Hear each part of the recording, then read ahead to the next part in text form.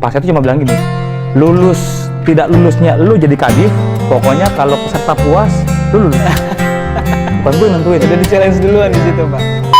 Pas Satya manggil, nggak tahu di tengah-tengah tuh manggil gini, Will, gue cuma pengen tahu, gue waktu zaman kerja di ACC, bahkan dulu sebelumnya itu di Adira, itu dia pernah bikin yang namanya kalau penagihan itu nggak pakai kertas. Bang Mandiri perlu miliaran, perlu bulan-bulanan, ini 3 bulan jadi katanya. Oh no. Ya, waduh, enak juga. Jangan lupa like, komen, dan subscribe YouTube channel ini dan nyalakan tombol loncengnya supaya video-video berikutnya semakin menginspirasi kamu semua. Terima kasih. Bicara mengenai seorang Pak William gitu, tidak bisa terlepas dari IT gitu ya. Saya beberapa orang sampling di cabang Regional 1 ya. Kenal nggak dengan Pak Will? Kenal. Tahu nggak Pak Will jawabannya apa? Belum. IT. IT, oke. Itu dari Nempel ya? Nempel gitu. Dari 10 orang yang saya tanya, 7 orang menjawab IT gitu. Dan teman-teman yang pernah saya tanyain kemarin itu komen ya di bawah ini ya gitu. Jadi itu di balik itu Pak Will yang tidak bisa lepas dari jas IT-nya gitu kan. Sekarang diberikan tanggung jawab di luar divisi IT gitu ya. Sekarang mimpin apa aja Pak? Operation sama SBI. SBI gitu. Sebelumnya ada HC juga gitu ya. Nah, balik lagi Pak, kesediaan Pak Will ketika ditawarin memimpin di luar tanda kutip keahliannya, respon Pak Will dan seiring berjalannya waktu realisasinya gimana Pak? Ya, yang cukup challenging mungkin awal-awal pertama lah, saya bilang tadi cerita mengenai BEM gitu ya. Jadi BEM itu saya ceritanya bahwa saya cukup agak ragu-ragu dengan diri saya sendiri. Saya bilang sama Pak Satya waktu itu, Pak, saya nggak ngerti apa-apa, tapi nggak, lu jalan aja gitu. Itu yang membuat akhirnya yang kedua pada saat HC diminta ke saya dengan tugas yang cukup berat waktu awal-awal itu 2016, ya saya jalanin.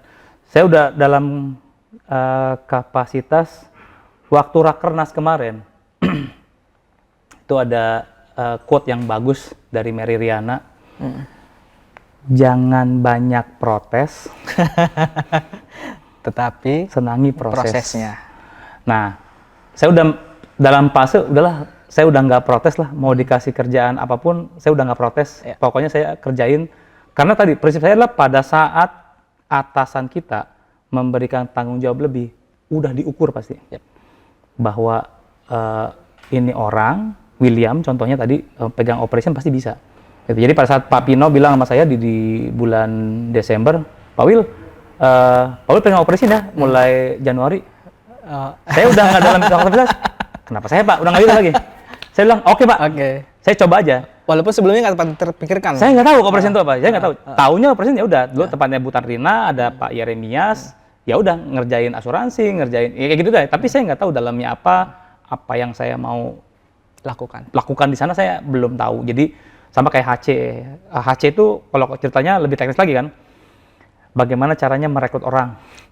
Bagaimana caranya kalau ada orang berantem? Saya ngurusin juga ada karyawan kita yang menikah lagi di cabang tertentu sehingga istri yang pertamanya ngomel sama saya. Saya mengalami juga waktu pegang HC itu bagaimana caranya untuk memotong karyawan pada saat pandemi. Nah, itu kan hal-hal yang di luar dari saya dibentuk pada saat kuliah, pada saat saya bekerja di awal-awal. Jadi memang itu sesuatu yang saya pelajari. Tapi memang buat saya adalah, saya percaya kalau saya dikasih pelajaran baru lagi, saya dikasih tantangan baru lagi, saya percaya saya bisa berkembang.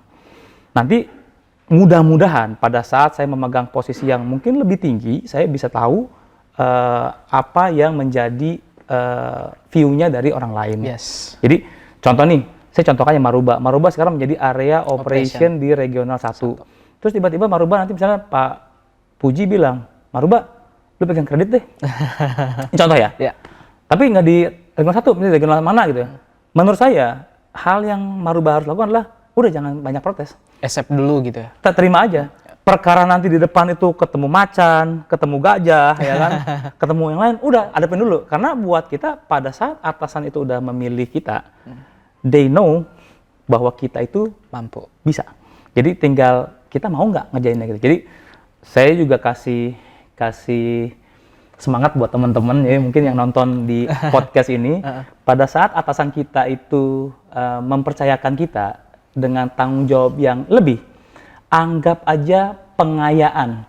Jadi suatu saat nanti kalau kita dipromosikan, itu kita bisa tahu bahwa oh ternyata nggak cuma, kalau tadi case saya nggak cuma IT loh, ada HRD-nya, ada operation-nya sekarang, ada business development-nya sekarang. Jadi itu mungkin benefit buat kita sebagai pribadi. Jadi artinya nggak serta-merta cuman berkutat di IT aja kalau William tadi. Kalau Maruba tidak berkutat di operation saja.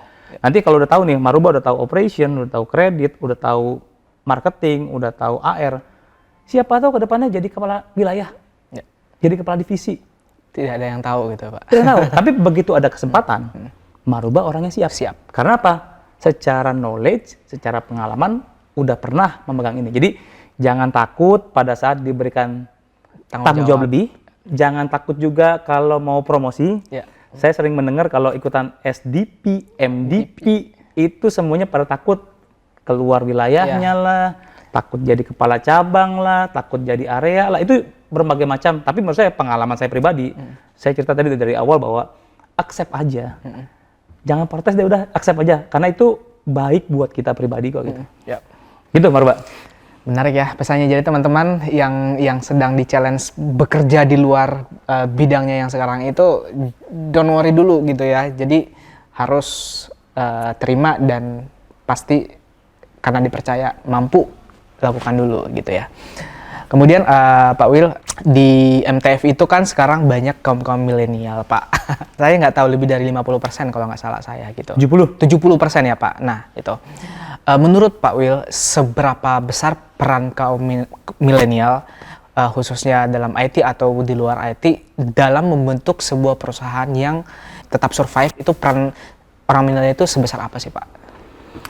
Menurut saya, peran teman-teman milenial ini, adik-adik milenial ini cukup penting, bahkan menjadi key player-nya. Kenapa? Sekarang kita ngomongin digital deh. Jadi kalau dalam marketing digital marketing itu orang mungkin jualan lewat sosmed bisa. Dulu yang nggak pernah kepikir di zaman saya waktu kuliah, jualan tuh lewat IG, lewat TikTok, itu nggak mungkin. Kemarin saya lihat lowongan kerja di luar ya, ada TikTok manager di sebuah perusahaan. Ngapain? Saya penasaran, saya buka job description-nya, ngapain? Dia bikin TikTok supaya memboost jualan. Jadi artinya dia mencoba jualan lewat TikTok. Same thing with MTF lah. Kita kadang mungkin kalau mau nge-boost jualan ke dealer, tapi kita juga ingin mempengaruhi direct customer kita. Direct customer kayak apa? Bacanya sekarang, kalau lagi WFH, lagi banyak di rumah, ya they do social media things. Bisa kita pengaruhi melalui Instagramnya kita, Facebooknya kita, TikToknya kita. Bahkan event yang dibentuk pun harus ke anak muda-mudaan. Ya kan? Contoh, Pak Ruli kemarin bikin di Multiguna, itu event sepedahan. Apakah yang tua-tua main sepedahan berkilo-kilometer? Enggak. Yang main kayak gitu yang anak-anak muda. Dan itu harus dibikin pakai Strava lah, ngitungnya, segala macam teknisnya. Itu anak muda yang melakukan, kaum milenial lah. Makanya saya senang kalau teman-teman yang ikutan, yang muda-muda ya, ikutan MT, ikutan MDP itu memberikan warna baru buat MTF tanpa meninggalkan budayanya. Tapi artinya ada banyak saus-saus anak muda di dalam makanannya MTF. Mungkin nanti produknya MTF pun mungkin akan mulai, karena gini, akan mulai berubah karena apa? Customer kita yang dulu bapaknya beli mobil, sekarang udah mulai turun nih. Anaknya yang beli mobil. Nah, anak yang beli mobil tentu taste-nya beda. Kalau zaman dulu mungkin harus selalu Toyota mobilnya. Kalau sekarang anak muda, they don't care about brand. Benar. They don't care about brand. Yang mereka peduli adalah bentuknya, fiturnya, keren nggak? Nah, itu berubah. Itu mungkin nanti juga kita sesuaikan di produk-produknya MTF. Jadi ada milenial produk dan lain-lain. Nah, kalau di IT tentu karena banyak perubahan di sisi teknologi yang baru-baru, serba digital. Dan terus terang saya udah nggak ngerti lagi coding gimana, karena udah beda banget zaman codingnya dulu sama zaman sekarang. Jadi memang perlu anak-anak baru yang mengerti tentang dunia barunya, sistem barunya lah gitu. Itu berubah. Menarik ya, Pak. Jadi tidak heran bahwa di MTF itu banyak kaum milenial di cabang, di head office itu memberikan nuansa ide baru kepada perjalanan karir di MTF gitu ya Pak. Terus Pak Will mengenai MTF nih, mungkin terakhir mengenai MTF, apa yang perlu kita lakukan di MTF supaya tetap bisa menjadi perusahaan yang terbesar di Indonesia, atau let's say kita masih tetap stay di top 3, atau bahkan suatu saat one day kita ada di nomor 1. Apa poin penting yang perlu kita lakukan untuk tetap mencapai mimpi itu Pak? Saya melihat semenjak 2020 ada satu challenge kita jadi kurang kompak. Oke. Challenge-nya adalah karena pada saat mungkin pandemi menyebabkan kita menjadi rugi sehingga ada saling menyalah-nyalahkan. Terjadi di cabang, terjadi di head office gitu ya. Jadi kita punya budaya itu sebenarnya cukup baik, sangat baik bahkan. Kita punya budaya perwira. Kita mungkin di 2019 menambahkan tadinya kepercayaan, kewirausahaan, kegembiraan, nambah satu kan namanya inovatif. Gitu ya. Tapi memang kita harus bahwa orang MTF nih, saya percaya kok di tahun 2021 MTF pasti rebound. Pasti rebound. Itu menurut saya suatu keniscayaan kalau kitanya kompak. Jadi artinya pada saat kita kompak dari seluruh tim MTF, kalau di cabang mungkin satu cabangnya kompak. Jadi antara yang jualan, yang kredit, operation sampai collection semuanya kompak. Menurut saya itu cabang pasti rebound. Tapi kalau cabangnya agak sedikit nanti rugi, segala macam nyalah-nyalahin, nah mulai deh ya kan. Kuncinya menurut saya adalah kalau kita kompak, kita jalanin sama-sama strategi, rasanya MTF ini 2020 kemungkinannya cukup tinggi. Bahkan di awal tadi bilang, ini pasti rebound. Karena saya udah lihat dari sisi proyeksi, dari sisi data-data kita, dari sisi peluang bisnis kita, dari sisi teman-teman di cabang, semangatnya itu cukup luar biasa tinggi. Masih tinggi. Yang penting kita kompak, satu suara untuk mengejar yang namanya goalsnya MTF. Landing berapa? 20 triliun secara nasional. Kemudian profit 225 miliar. Kemudian kita punya target NPL di bawah 1%. Nah, goals itu yang besarannya. Kemudian di breakdown kan ke cabang, ke wilayah, ke cabang. Teman-teman ngejar ini aja. Sama-sama kompak, nanti ke atasnya itu ikutan akan kompak. Jadi mudah-mudahan ya dengan kita semangat perwira yang tinggi, dengan budaya perwira yang masih kita jalankan, dengan integritas yang baik dan kompak, itu 2021 yang tadi saya bilang kita pasti rebound, itu akan kejadian. Jadi kita udah membuktikan di 2 bulan pertama, MTF benar-benar sudah rebound, udah kejadian rebound di 2 bulan pertama. Jadi tugas kita adalah memastikan mulai Maret sampai Desember itu stay on track. Kita udah back on track nih. Januari udah back on track, Februari udah back on track. Kita mau stay on track. Sampai dengan pasti Desember. Gitu Marubah. Optimis ya Pak? Optimis. Jadi teman-teman di cabang itu kuncinya adalah solid dan kompak ya. Supaya dari level bawah itu udah kompak, di atasnya lagi kompak, ke atasnya lagi kompak. Jadi akhirnya itu akan ngikutin gitu ya Pak. Thank you Pak William, cerita mengenai MTF-nya sangat menginspirasi gitu ya. Nah, segmen kali ini teman-teman perwira, saya akan menanyakan ke Pak Will and lifestyle. Oke. Lifestyle gitu ya. Oke, kita beralih topik sedikit nih Pak Will. Gitu.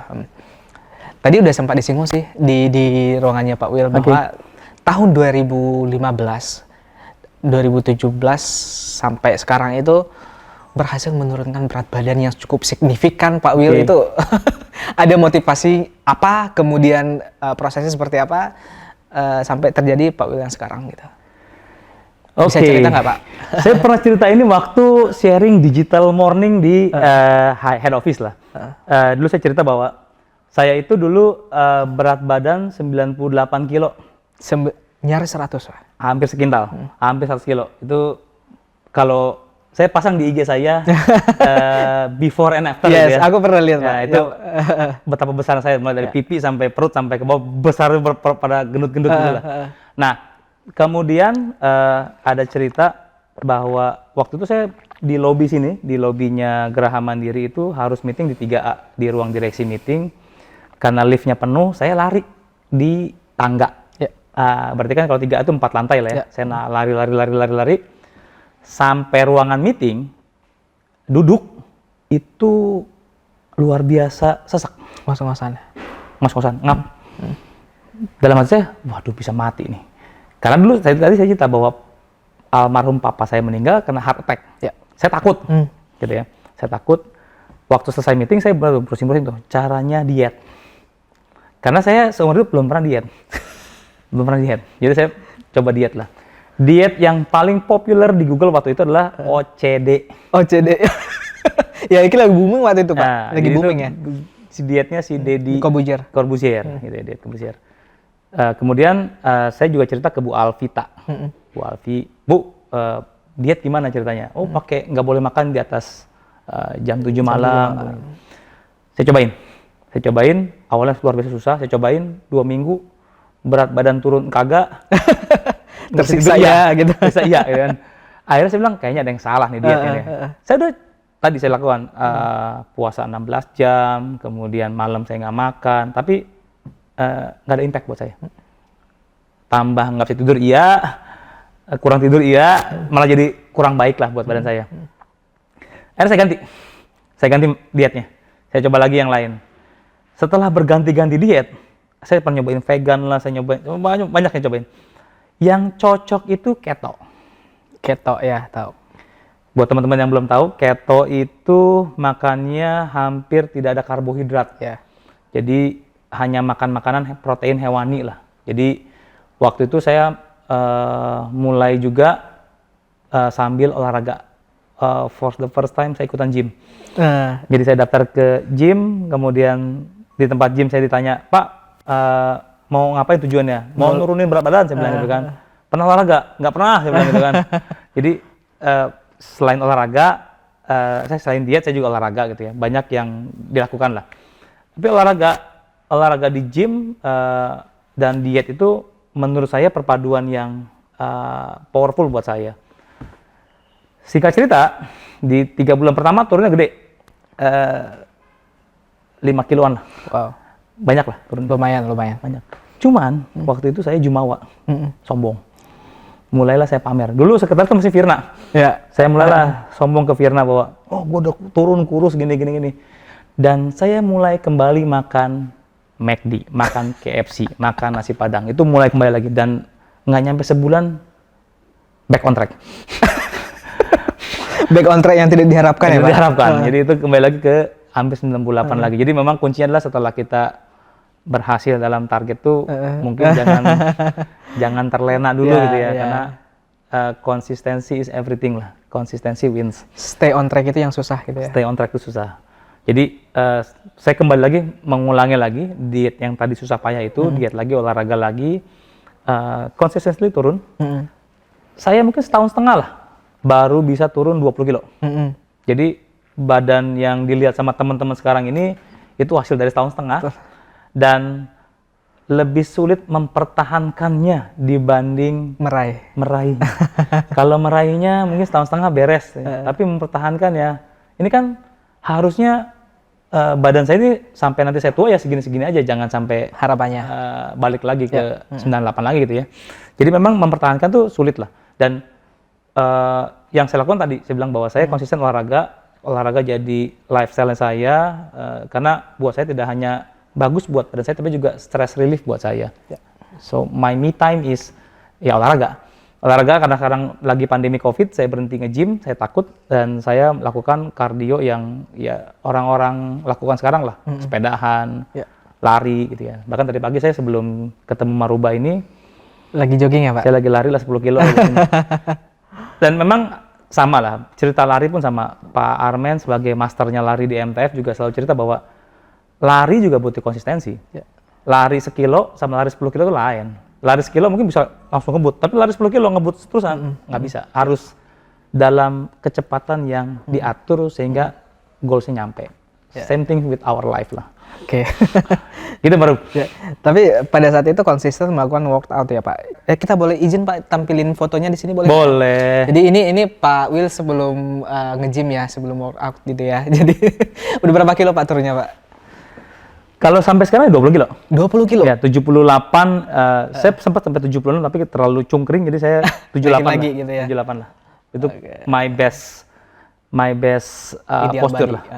Oke. Jadi 20 kilo cukup lah. Tapi memang gini, Buat diet bahayanya kalau menurut saya ya. Ada teman saya diet tapi tanpa olahraga itu agak sedikit karena bekas gede, ini agak sedikit Gelambir gitu ya Pak?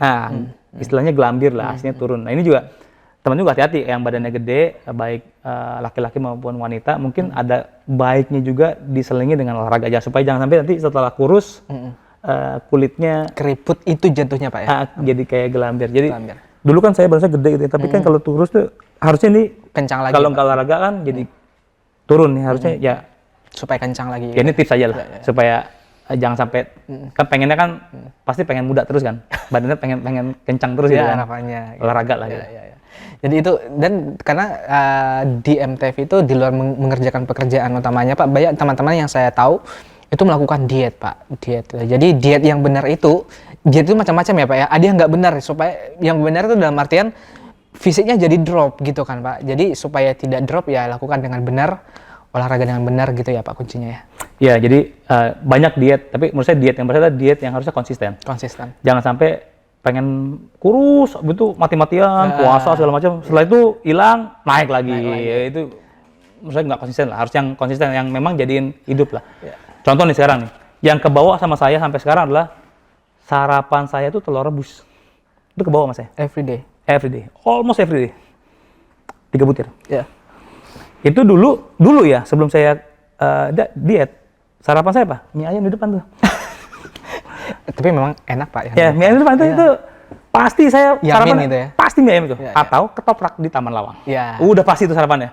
Itu adalah isinya karbo dan karbo dan karbo. Tapi kalau misalkan mau diatur, akhirnya saya totally berhenti yang namanya ketoprak sama mie ayam tadi itu. Saya ganti pakai telur rebus. Dan itu kebawa tuh sampai sekarang. Padahal saya mulai diet mungkin 3 tahun yang lalu tuh. Dan kebawa sampai sekarang. Harusnya kayak gitu. Apakah ada dampaknya? Buat saya sekarang bersyukur kolesterol juga normal, kemudian juga tekanan darah juga normal. Jadi cukup baiklah diet yang menurut saya yang saya lakukan tidak berdampak jelek buat badan saya gitu. Karena badan itu imunnya tetap harus dijaga gitu ya Pak, bukan dari looknya doang gitu ya. Iya, jadi memang harus stabilize lah. Iya. Oke, itu ya teman-teman bagi yang mau menurunkan berat badan, tipsnya dari Pak Will ya. Terus ini Pak, kejadiannya sebulan yang lalu apa 2 bulan yang lalu saya lupa Pak.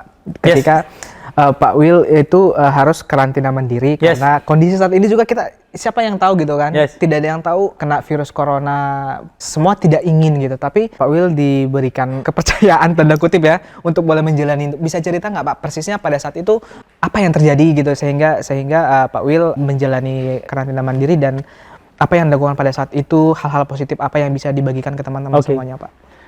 Ya jadi sebelumnya itu tanggal 1 Januari Pak Armen itu terkonfirmasi positif.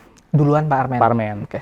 Tanggal 2-nya saya PCR karena waktu itu saya banyak berinteraksi sama Pak Armen. Tapi bersyukur tanggal 2 PCR itu negatif. Artinya saya tidak terpapar dari Pak Armen.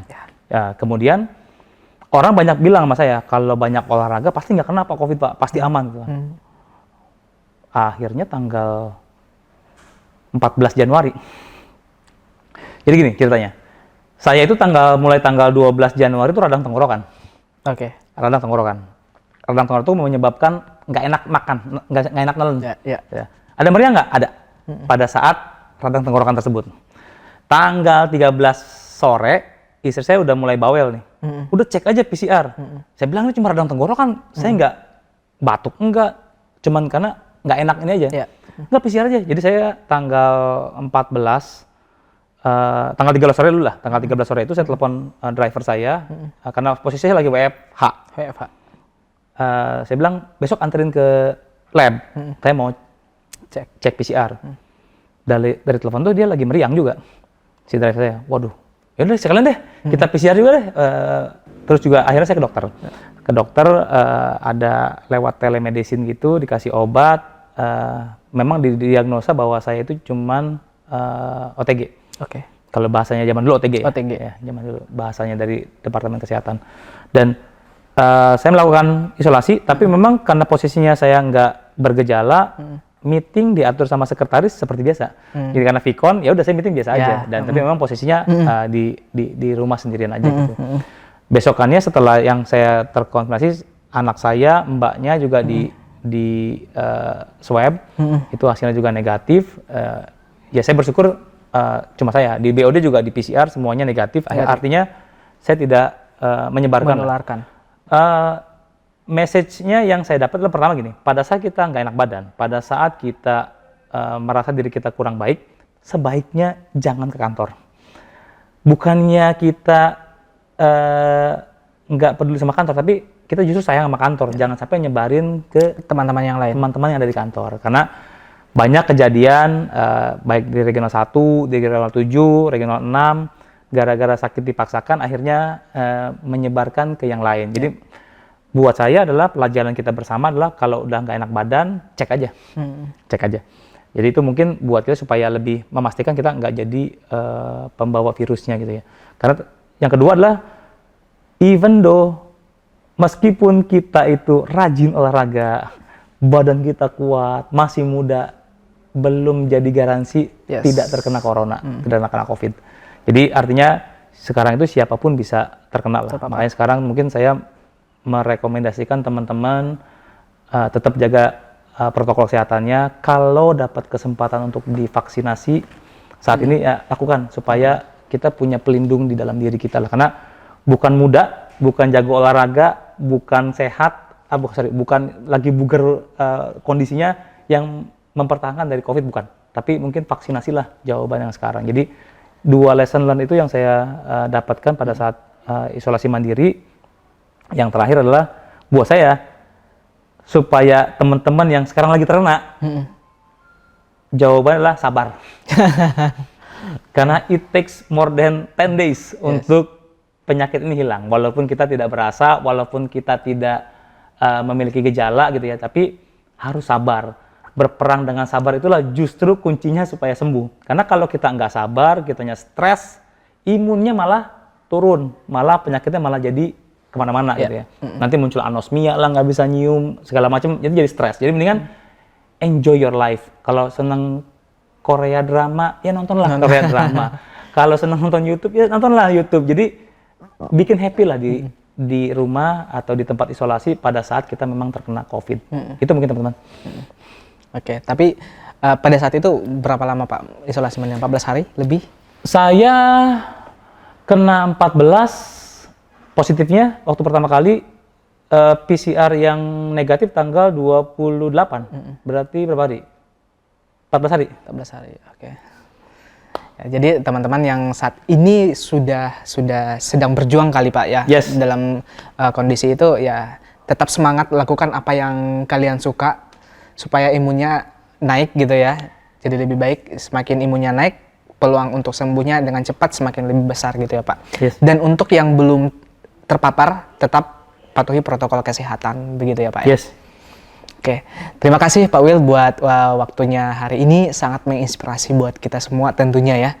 Dan teman-teman perwira semuanya tetap kerja dengan senang, hati yang senang, tetap menjadi tim yang solid di cabang, supaya hasil yang kita harapkan itu bisa segera tercapai gitu ya. Tapi sebelum kita tutup Pak, ada satu games kecil nih Pak William, boleh ya? Mari kita main games. Tadi inspirasinya itu sangat banyak buat kita, jadi kita refresh sedikit ya, Pak ya. Jadi, apa gamenya? Jadi segmen kali ini kita namanya What is your choice? What is your choice? Ya, jadi kita kasih 2 pilihan ke Pak Will ya. A atau B. Nanti Pak Will secara cepat, harus cepat Pak. Pilih salah satu. Nggak perlu ada reason ya? Nggak perlu. Nanti kalau saya penasaran kenapa, saya tanya kenapa Pak Will. Siap. Siap ya Pak Will ya? Oke. This is what is your choice? Pak Will, pertama. Pilih pantai apa gunung, Pak? Pantai. Pantai. KFC atau McDonald? KFC. Kenapa, Pak? Begitu menggila-gilai KFC kah? KFC itu kalau dari urutan tahtanya ayam goreng, menduduki nomor 1 ya kan. McD sama AW mungkin nomor 2 lah gitu. Tapi tahtanya itu ya paling enak lah. Dari dulu suka KFC, Pak? Dari dulu saya KFC. Apalagi kulitnya. Kulitnya. Nggak boleh, mesti berantem sama saya lah kalau kulitnya diambil. Karena kulitnya dimakan terakhir ya Pak. Terus save the best for the last. Kalau ada yang ngambil itu bisa berantem. Bisa berantem, nggak boleh. Oke Pak Will, teh atau kopi Pak? Kopi. Kopi. Sejak kapan suka kopi Pak? Sejak diet. Sejak diet. Ada hubungannya? Ada. Jadi kalau dietnya pakai OCD, tadi yang si siapa Deddy Corbuzier itu salah satu sarapannya untuk mengganti sarapan itu adalah kopi hitam tanpa gula. Oh, oke. Jadi itu tidak membreak proses penurunan berat badannya. Biasanya sampai sekarang minum kopi Minum kopi. dan kebanyakan kopi hitam tanpa gula. One day bisa berapa kali, Pak? Kalau lagi rapat direksi bisa 5 kali. Wow. Average saya 3 kali lah. Tiga kali Pagi, ya? siang, sore lah. Ah, oke. Pak Will, durian atau tempe goreng, Pak? Tempe! Tapi itu penggila durian juga ya, Pak Will? Aduh, durian saya tuh durian tuh sebenarnya kalau buat diet durian tuh sangat tidak disarankan karena kalorinya besar, isinya karbohidrat dan membuat fat lah. Tapi ya gimana doyan. Jadi saya sekarang berusaha untuk menjaga. Jadi sekarang saya beli durian tuh ada lewat petaninya di Purwokerto atau kadang juga teman-teman suka kirim dari Medan atau dari yang lainnya. Ya makannya pun dijaga lah. Kalau dulu mungkin bisa 2, 3 buah gitu. Kalau sekarang ya 1 buah 2 hari lah gitu kan supaya dijaga lah. Tapi kalau tempe itu rajanya makanan lah gitu. Tiap hari konsumsi, Pak? Hampir tiap hari saya makan tempe. Bahkan makan siang saya selalu tempe. Tempe ya. Oke. Pak Will, sepeda atau gym, Pak? Gym. Tapi sepeda tetap dilakukan ya? Sebenarnya kalau nggak COVID, kalau nggak ada pandemi, I prefer gym more than cycling lah. Karena gym itu kalau sepeda itu cuma kardio. Kalau gym itu ada bebannya. Di rumah ada berapa alat gym, Pak, yang sudah dikoleksi, diinvest sampai saat ini? 2. Ada 2. Apa aja, Pak? Satunya beban multiguna. Beban multiguna itu ada yang buat bicep, tricep gitu ya. Tapi juga satu lagi yang nomor 2 adalah ya treadmill. Treadmill ya. Oke. Itu sebagai invest juga ya, Pak? Investasi. Oke. Kalau hujan bisa lari situ.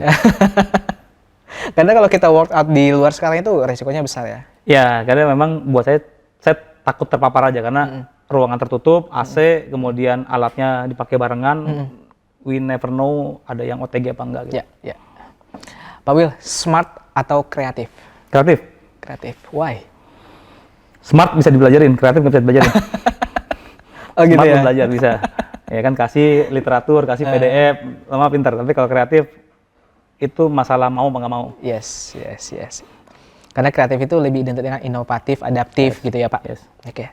Pak Will, formal atau casual? Casual. Ke kantor juga kebanyakan style casual? Kalau ke kantor saya sulit.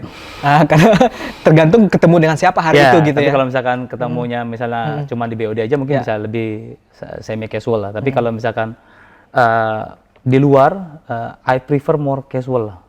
Mungkin kalau sering ketemu saya di mall, ada saya pakai sandal jepit, pakai celana pendek, itu buat saya lebih nyaman, enak lah, nyaman lah. Bahwa dalam arti saya nggak terkaku, saya nggak terfokus atau kaku dengan. Karena buat saya adalah formal attire itu kaku, buat saya. Tapi ada orang yang formal attire itu elegan, tapi buat saya adalah kaku. Tapi I prefer more casual. Oke. Pak Will, dalam konteks bekerja nih, pilih orang atau komputer? Orang. Tetap orang. Oke. Butuh bertukar pikiran dengan orang gitu ya?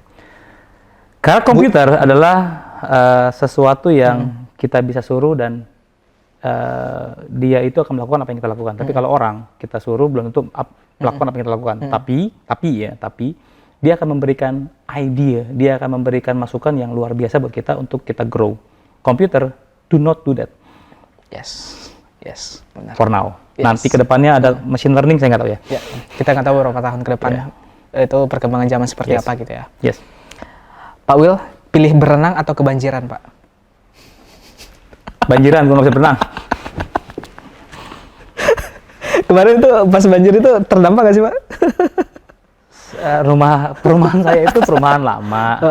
Jadi itu pinggirnya ada selokan gede dan perumahan saya itu terkepung oleh air itu. Jadi 2 tahun berturut-turut 2020 dan 2021 itu terdampak banjir. Tapi kalau 2020 parah sampai masuk ke rumah, 2021 enggak, cuma jalanan tapi listrik mati.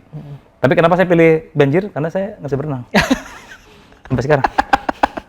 Gak ada yang tahu loh itu, Pak. Hah? Saya juga sebenarnya nggak bisa berenang sih. Karena berenang gaya batu, Pak, ke Iya, bawah. nyelam masuk mana ke bawah dia. Oke, Pak, the last, Pak. Oke. Jika ada kesempatan untuk pindah, pilih stay atau pindah? Stay atau pindah? Depends. Why? Kalau yang nyuruhnya Bank Mandiri, ya depends. Tergantung siapa yang minta gitu Iya, ya. tapi kalau misalkan, kalau sekarang for now menurut saya adalah selama saya bisa berkarya di MTF, saya akan berkarya di MTF. Jadi buat saya adalah banyak yang sudah diberikan MTF buat saya, buat hidup saya, buat keluarga saya, dari mulai kesehatan, dari mulai mungkin apa pendapatan, itu banyak lah yang MTF berikan buat saya. Jadi buat saya lah kita harus, saya pribadi ya, saya harus memberikan lebih buat MTF. Caranya apa? Yang paling gampang ya saya stay loyal di MTF. Tapi kalau nyuruh Bank Mandiri ya gue nggak tahu ya. Masih di grup yang sama. Iya, ya gitu kan. Oke Pak Will, terima kasih, cerita hari ini sangat menginspirasi kita semua ya, dari part 1 sampai part yang terakhir ini. Kalau teman-teman boleh ngambil message-nya, itu sangat banyak message yang disampaikan oleh Pak William Francis buat kita semua. Jadi yang mau dapat lagi message yang lebih, bisa nonton video ini lebih dari 1 kali gitu ya. Dari part 1 ulang lagi part 2 sampai part yang terakhir ini, nggak apa-apa. Tetap disaksikan di YouTube channel Regional 1. Sekali lagi Pak Will, terima kasih buat waktu dan kesempatan. Terima kasih Pak Rubah, tetap waktunya dan Sehat, Pak, ya. wawancaranya menyenangkan. Banyak yang saya keluarkan hari ini yang teman-teman belum tahu gitu ya. Oke teman-teman, pencet like-nya, subscribe, loncengnya dinyalain, dan komen supaya membantu account ini untuk lebih banyak berpartisipasi ke depannya dan memberikan banyak manfaat dari sisi motivasi, dari sisi kesehatan, dan dari sisi perusahaan. Terima kasih, semangat pagi. Semangat pagi. Thank you Pak Will. Thank you, Marubah.